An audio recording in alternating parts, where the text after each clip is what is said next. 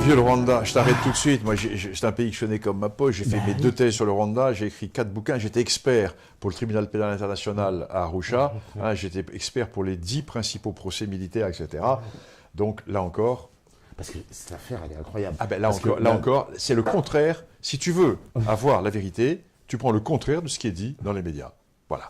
Parce qu'on nous explique, donc la France a participé à un génocide, elle a aidé, elle a formé les génocidaires, ensuite elle les a exfiltrés, enfin, on est vraiment les salauds dans toute la... on peut pas faire plus. Écoute, alors là, bon, ce serait trop long à développer, je renvoie à mon livre qui s'appelle « Rwanda, un génocide en question au pluriel », un livre que j'ai publié au Rocher, dans lequel je donne le résumé de toutes mes expertises, de 10 ans d'expertise au tribunal pénal international. On est à l'opposé de ce qu'on nous raconte. Alors, il y a une réalité, il y a eu un génocide. Ça, on est d'accord. Là, il y a eu un génocide. Et il y a eu également un massacre de Hutus. Oui. Par les Tutsis. Par les Tutsis. C'est aussi, on l'oublie. Par des Tutsis, par les... Évitons de dire les, disons des. Bon.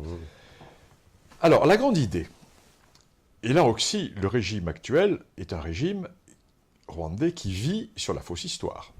Il n'a aucune légitimité, parce qu'il est arrivé au pouvoir à l'issue d'un génocide. Et parce qu'il était mis au pouvoir par les Américains. Il faut bien voir. Paul Kagame, il faut bien voir le personnage. Donc, ce régime va développer une fausse histoire. Fausse histoire qui tient en plusieurs points. 1. Le génocide était programmé. Et 2. Nous avons, FPR, sauvé les populations en conquérant le pays sur l'armée rwandaise pour sauver une partie de la population du génocide. Alors maintenant, on sait que le génocide n'est pas programmé. Le génocide n'est pas programmé, et le génocide, d'ailleurs, tous les responsables qui étaient poursuivis à Arusha avec cette accusation de programmation de génocide ont été acquittés de ce chef d'accusation acquitté. Bon. Donc, en plus de 10 ans de travaux, le tribunal pénal international, qui avait quand même 4 cours qui siégeaient, et qui a jugé, il y a eu 80 procès à peu près, ça a siégé pendant 10 ans. Tu imagines l'usine, avec des juristes. Et nous avons auditionné des milliers de témoins, des tonnes de documents, des montagnes d'enregistrements audio, tu ne peux pas imaginer. Et au bout du compte, pas pu démontrer que le génocide avait été programmé. Bon.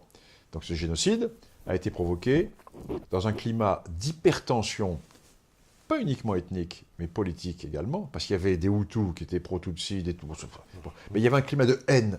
Tout petit pays, le Rwanda, grand comme la Belgique, 10 millions d'habitants, tout le monde se connaît. Il n'y a pas besoin d'avoir des fiches pour savoir qui est Tutsi ou pas, tout le monde sait, on sait, toute une génération, la lutte à côté, c'est Tutsi, là c'est... Donc, un climat d'exacerbation complètement fou, et dans ce climat de pré-guerre civile, le président se fait assassiner. Voilà, le président Habyarimana. Qui est un Hutu. Ouais. Et une partie des Hutus se dit, ce sont les Tutsis qui l'ont flingué pour prendre le pouvoir. Et il commence à massacrer. Il massacre d'ailleurs pas uniquement des Tutsis, ils vont massacrer des Hutus qui étaient pro-Tutsis, etc. Donc, on arrive au cœur du problème. Qui a assassiné Habyarimana? Alors, qui a assassiné? Moi, je ne vais pas dire qui a assassiné, mais je vais dire qui ne l'a pas assassiné. Ce ne sont pas les gens qui sont passés à Arusha. Parce que là, ils ont été complètement blanchis de tout ça. Alors, qui a assassiné? L'hypothèse du juge Bruguière, c'est pas la mienne, hein, c'est le juge Bruguière qui dit ça dans son ordonnance, c'est Kagame.